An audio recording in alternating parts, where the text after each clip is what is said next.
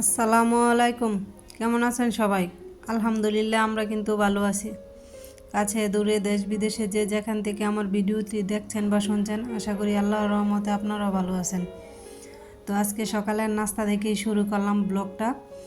তো আমি কিন্তু আলু সিদ্ধ করে নিতেছি।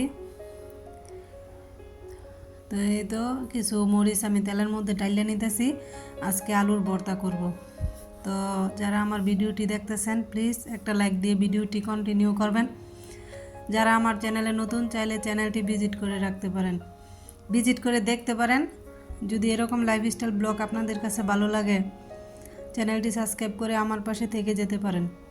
নোটিফিকেশন অন করে রাখবেন যাতে ভিডিও ছাড়ার সাথে সাথে আপনার কাছে পৌঁছে যায়, আপনি আপনার মূল্যবান সময় বের করে দেখে নিতে পারেন। তো আমি কিন্তু এদিক দিয়া পেঁয়াজ মরিচ তারপর ধনিয়া পাতা লবণ দিয়া ভালোভাবে আর কি মাখায় নিতেছি। তো আলুর ভর্তা বানাবো আর ধনিয়া পাতা দিব না, এটা তো হয় না।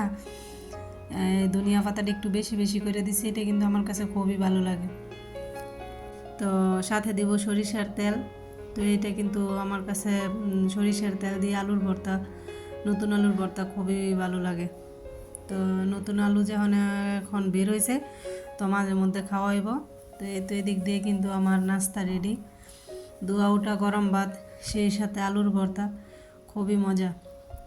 তো রান্না বাড়া শেষ করে কিন্তু আমি গেছি কাপড় ধুইতে। এই যে দেখেন আমি কিন্তু অনেকগুলো কাপড় দিয়ে নিয়ে আসছি আজকে।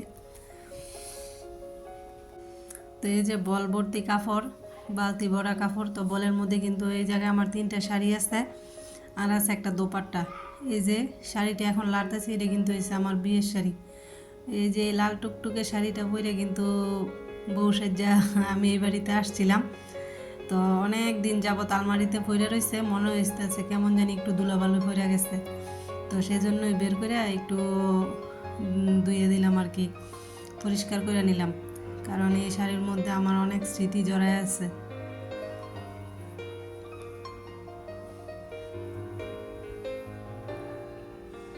আর এখন এই যে গোলাপি রঙের যে শাড়িটা লাড়তেছি, এটা কিন্তু এই আমাদের এদিকে আডনাইরিতে বাবার বাড়ি থেকে নাকি কাপড় দিতে হয়। তো ওই সময় কিন্তু আমার আব্বা আমার এই শাড়িটা কিনে দিছিল।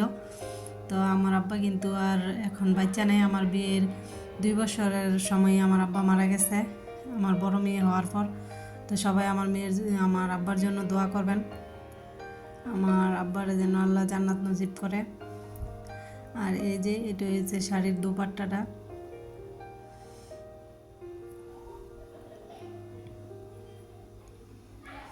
আর এই যে এটা একটা শাড়ি জর্জেটের মধ্যে, খুবই ভালো কাপড়।